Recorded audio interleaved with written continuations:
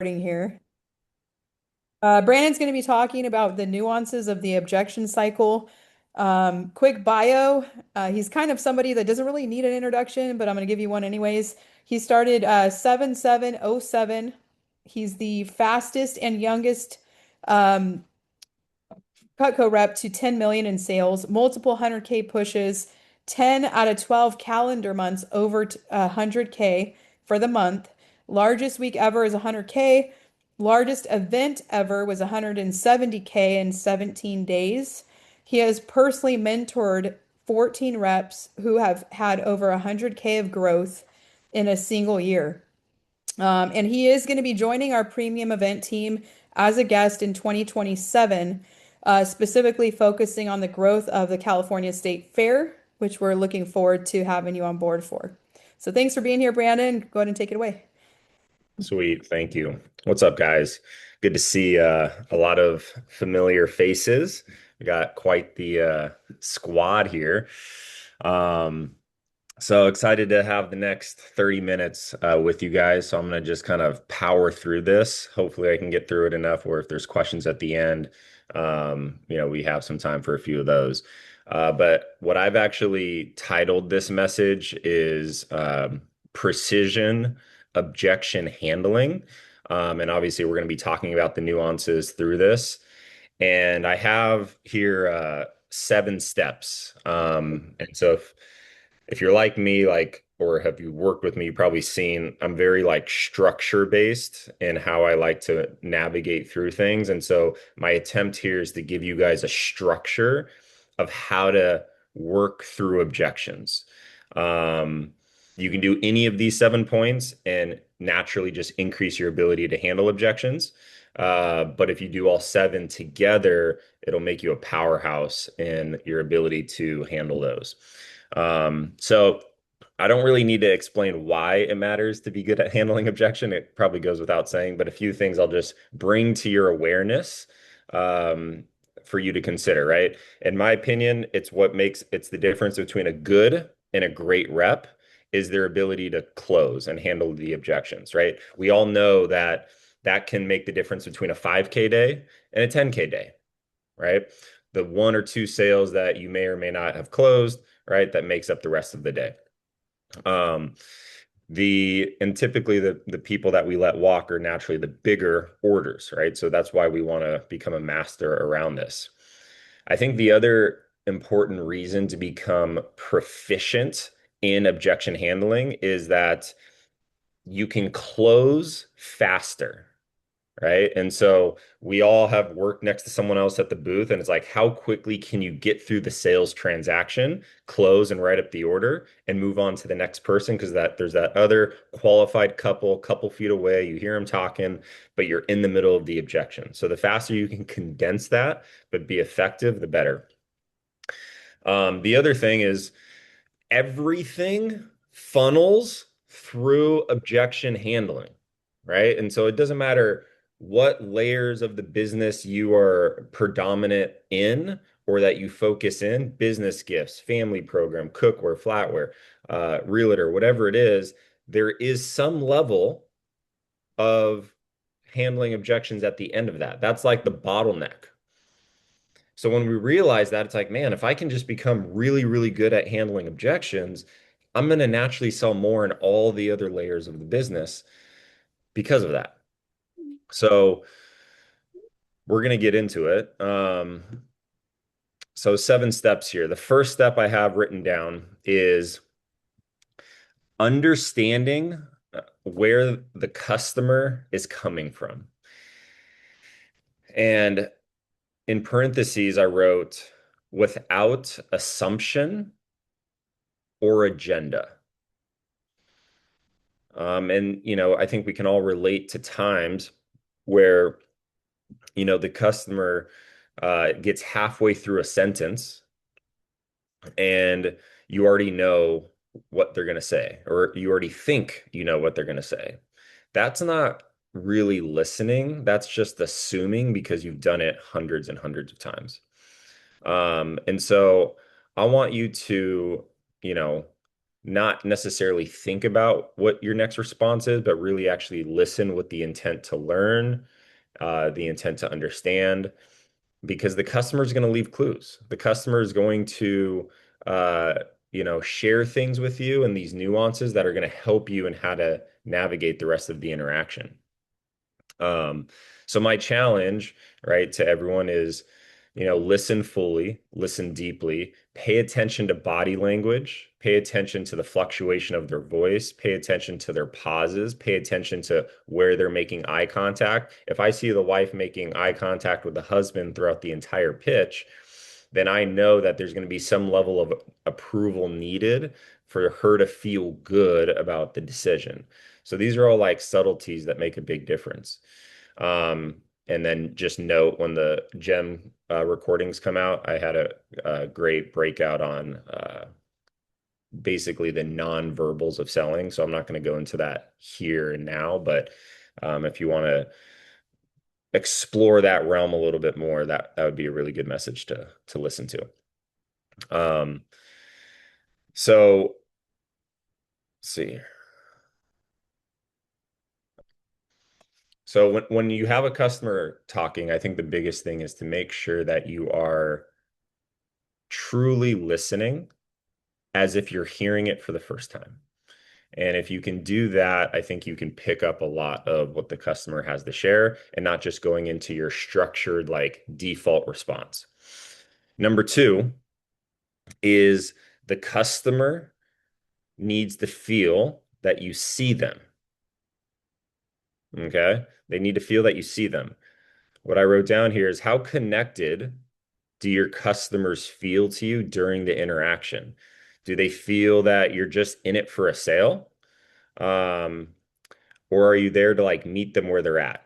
Are you there to listen, learn, understand, find an option that best meets their needs?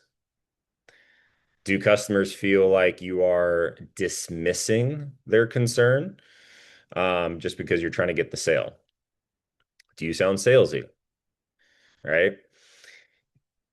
If you say something 100 times, right?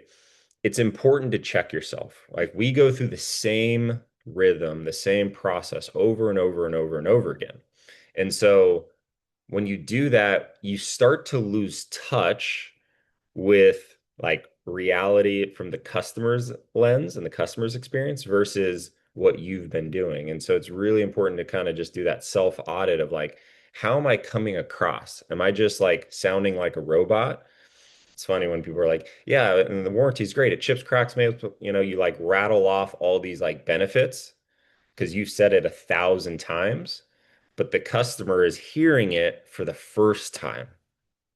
So are you talking in a way where they can really digest everything, or are you just like pushing through it? Um, a couple things you can do to make sure the customer feels seen, right? Eye contact, right? I think that's important.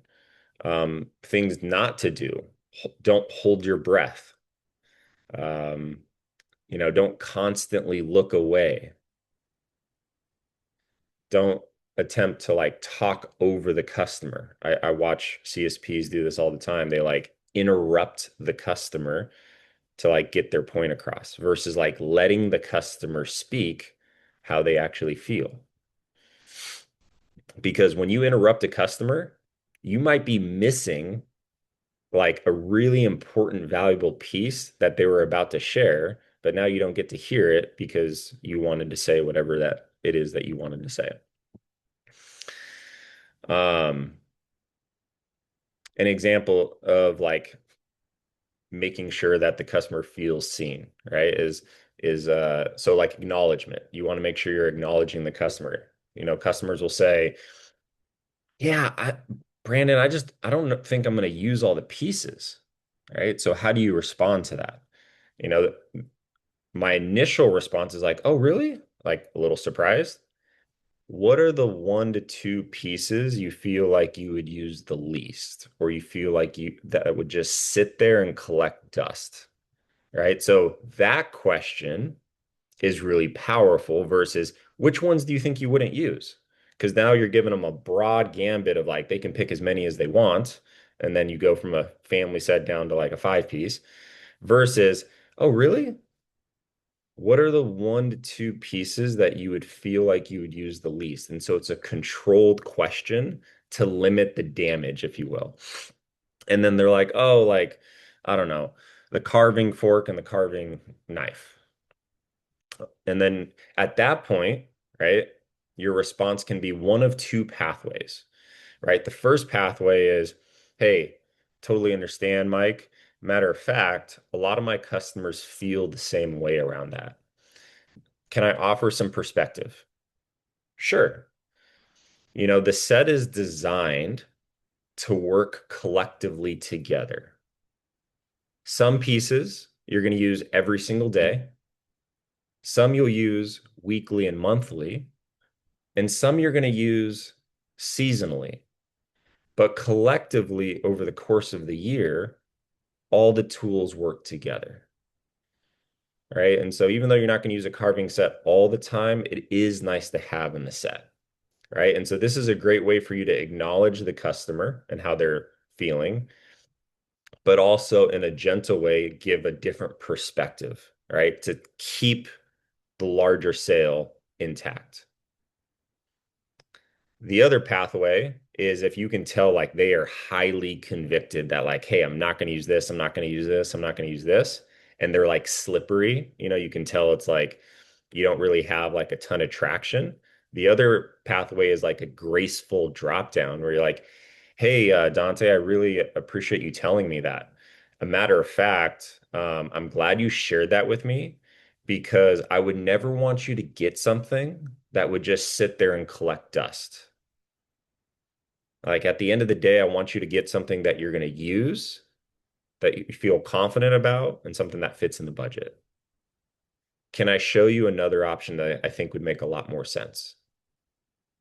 Right. And so acknowledgement, right? Understanding, hey, I'm glad you shared that with me.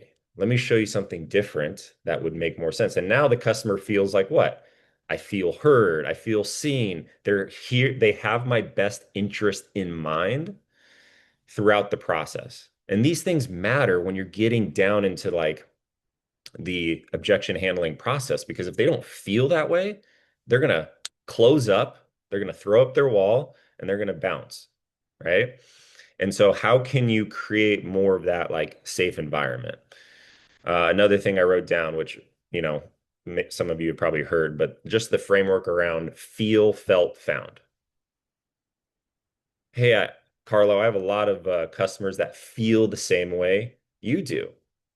And they actually still ended up getting um, the same set, or excuse me, feel, felt, found. I know how you feel. I've actually had a lot of customers who have felt the same way, but here's what they found. They ended up still getting it because of blank. So a perfect example of this, like a tangible example, would be the block. Oh, I really just don't want the block. I'm like, oh, really? How come? Is it like counter space wise, or you just like things in your drawer? Oh, I just like things in my drawer. I'm like, hey, totally understand how you feel. I have a lot of customers who have actually felt the same way you have felt. But here's what they have found. They found that even though they've always had their knives in their drawer, they realized that actually having a nice high quality block on their counter was actually more advantageous to them when they were cooking because it would protect the knives better, it was easier access, and it actually looks really nice on their counter. And it takes minimal space. I mean, the biggest block we sell is the size of a piece of paper. Look, right? And so again, you're able to move the customer in a direction towards still being um, open to your ideas because of how you're working through the process with them. Um, and so it's only when they're like highly convicted, don't want to hear any other options, do you actually drop down to a smaller set or no block or whatever the case might be. Okay, number three. So number two is customers need to feel seen. Number three is uncover root concerns that the customer might not even be aware of. So uncover root concerns that the customer might not even be aware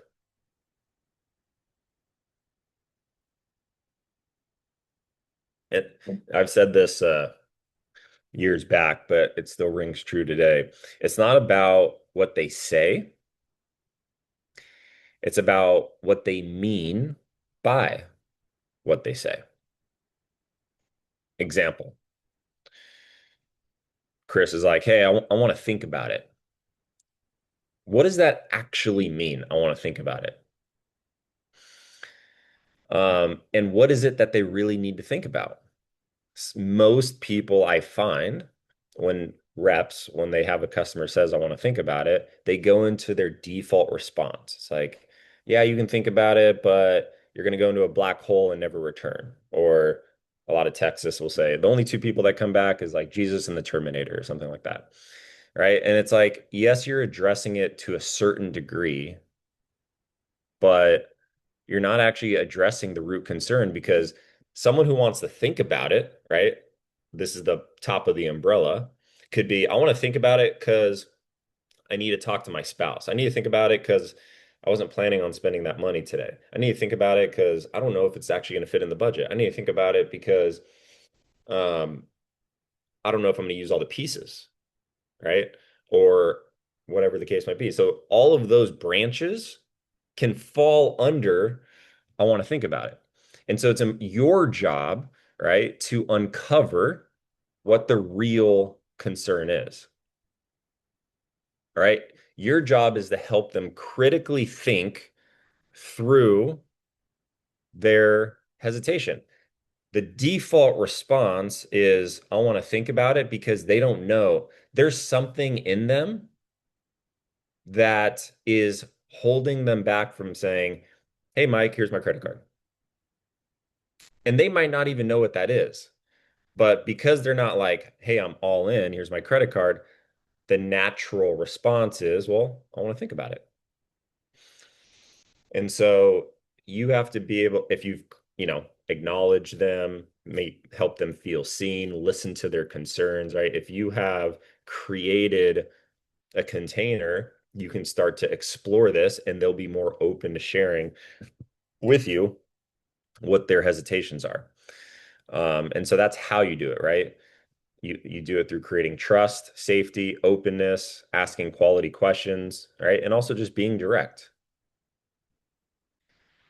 If the customer feels like you are trying to understand them and serve them versus just close them, they'll stick around longer,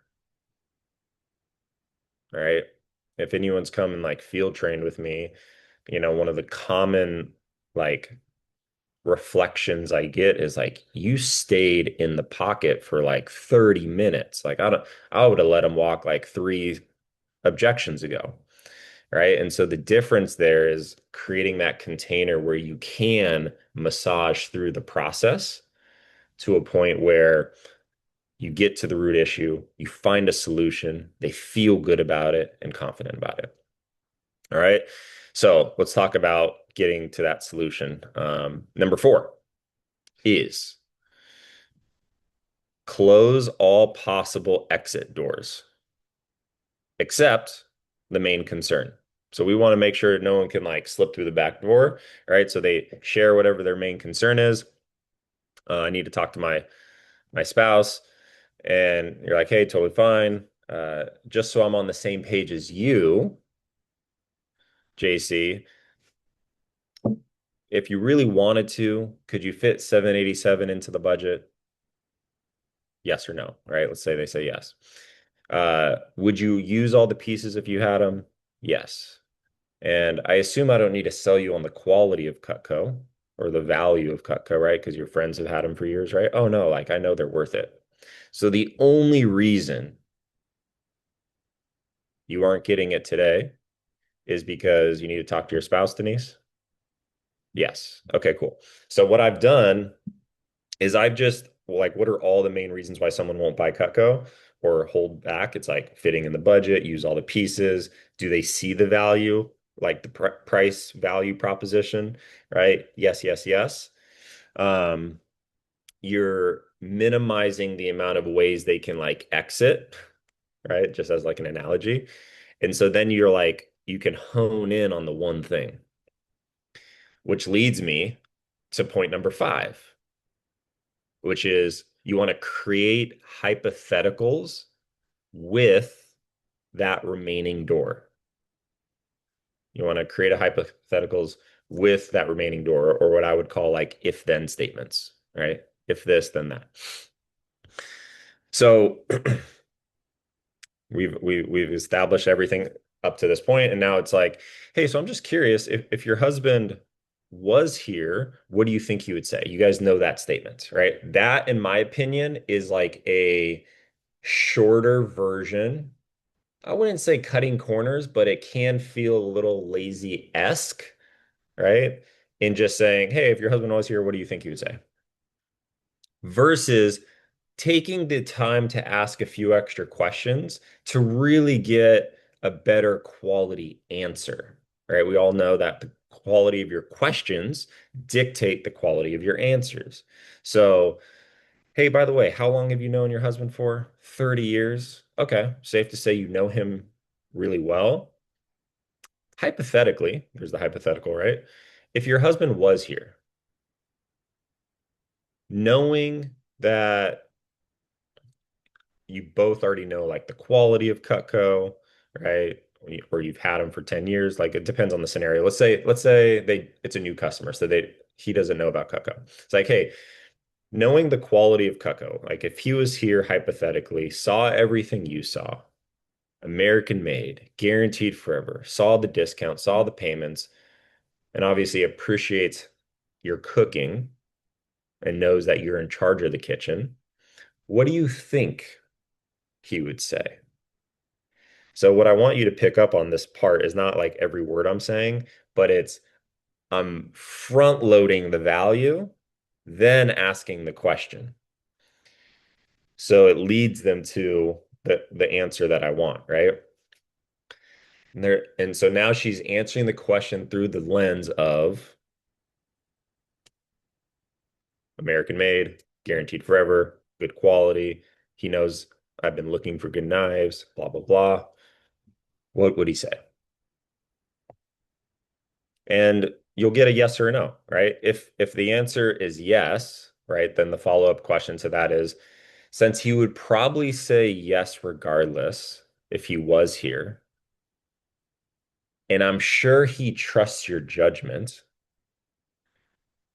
let me ask you this. If I just went out of my way and did something extra special, would you be open to just doing it while you're here?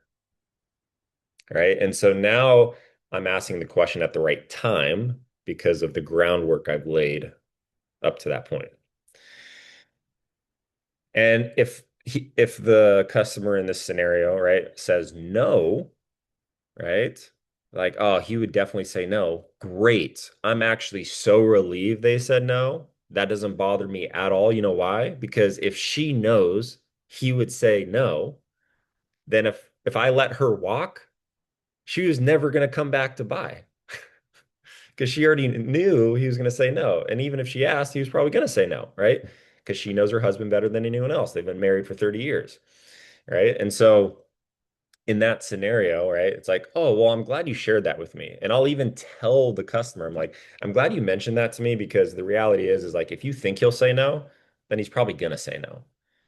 And so at the end of the day, like I have no attachment, Denise, on whether you buy like a full set or a few pieces. My goal is just to help you find something that you would use at a price point that you're comfortable with. Do you mind if I show you another option that I think you'd really appreciate? Sure. Right. And then you drop down. Okay. So that sequence there is really important. Now, I kind of crushed through that just because of time restrictions, but I'm pretty sure the call's recorded, so you can clip it and go back. Last little section here, try to go fast, is number six, is you want to provide a solution that acknowledges their fears and concerns.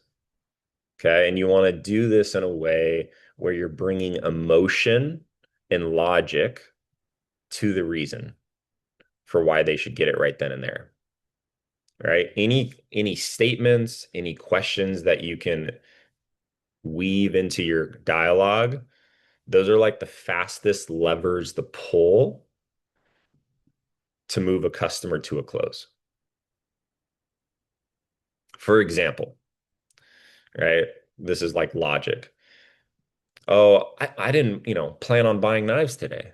Hey, I totally understand you didn't plan on, getting a set of knives today, but you also didn't plan on seeing a high quality American made, you know, guaranteed forever set of Cutco either.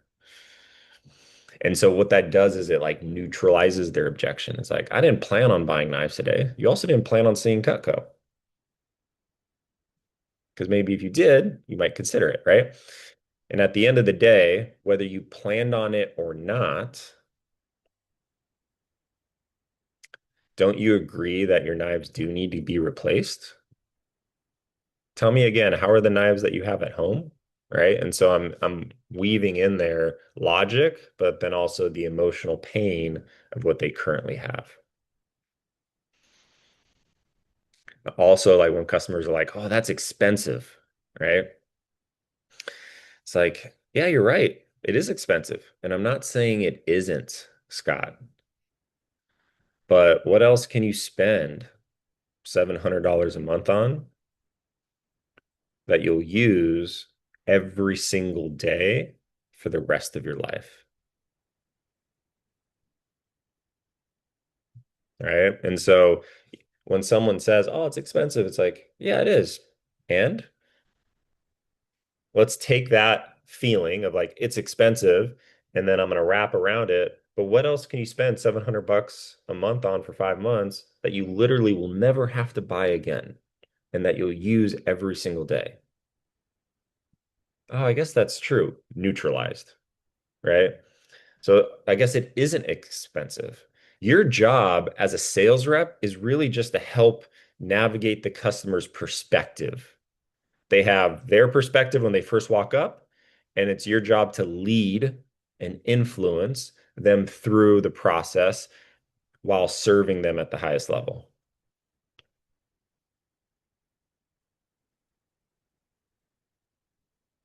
And then you can even like tie a nice bow on it and say, and that's why you're investing in Cutco, right? It's something that you and your family will use for years to come. You could argue it's one of the best returns on your investment. Okay. And then the point seven, which is really short, is close, right? Close with confidence, close with conviction. Just remember, you guys, you know more than them around this, right? This is your job. And so you're serving the customer, you need to serve the customer at the highest level. Let them feel in your words, in your tone, in your body language, your confidence. Let them feel that you're taking care of them and looking out for them. All right. So that's what I got. Hope you guys got some good nuggets. 2 minutes to spare. Appreciate you guys. Woo! Thanks, Brandon. That was awesome. I appreciate your time, Brandon. Does it, we have time for like one quick question? Let's do it.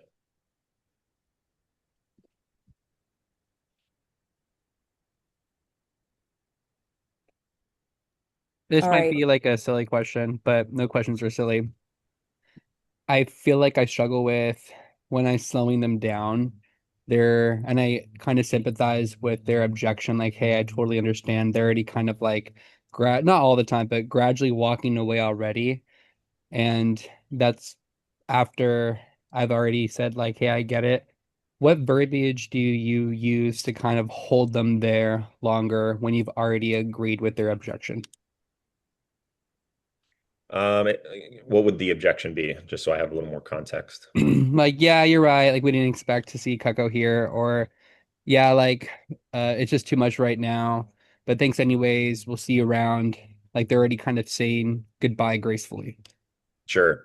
I think one of the first things you can say to help create a bridge is like, hey, before you go, I do have one quick question. Right. And so what that's doing, it's like, hey, I'm not going to try to like anchor you here for like a really, really long time, but let's have a little bit more dialogue before you leave. Right. So it's kind of like a soft bridge. It's like, hey, before you go, one quick question. Whether you get Cutco today or not, JC, like, is it something that you could see yourself getting eventually? Yes. Okay. So it sounds like I don't need to like sell you on the value. It sounds like it's more just around the budget. Um, can I throw out an idea for you? You know, um, if you absolutely need to wait, I totally respect that. It's just really rare to come across Cutco like at a booth. And you can always buy online, but it typically can be more expensive.